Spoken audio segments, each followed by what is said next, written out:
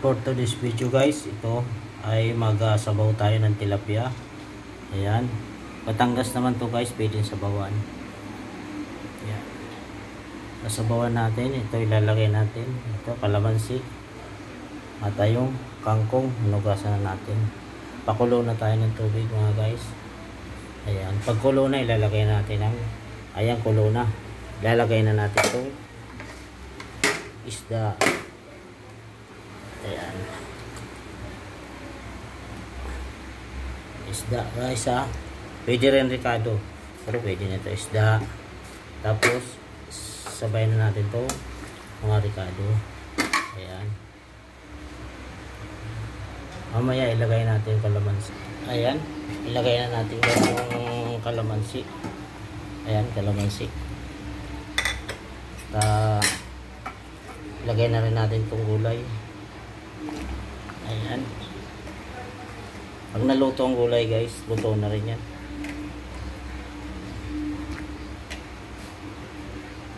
Takpan natin ulit. Bali sinigang na tilapia yan guys. Ayan guys, ilagay natin yung asin. Asin. Dati tikpan na nga din. Nangangamoy yung kalamansi guys. Talagang amoy na amoy yung asim ng kalamansi. Yung bango ng kalamansi.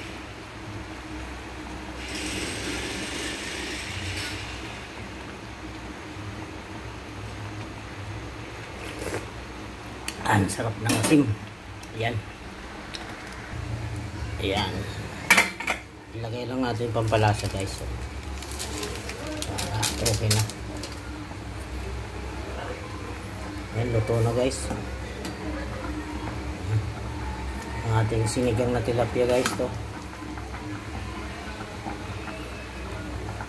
Tikman lang tayo ulit.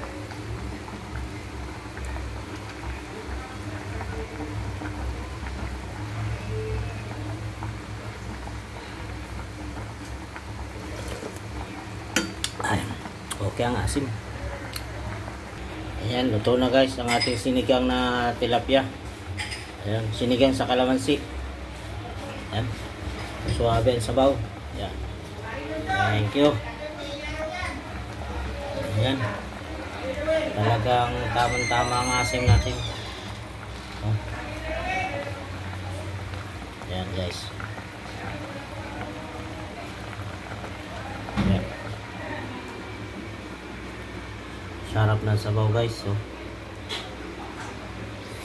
ay, tamang asim. Kain na po tayo, kain. Ayan.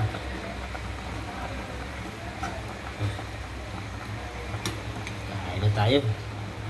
Thank you sa ating viewers at ating followers at subscribers. Ayan.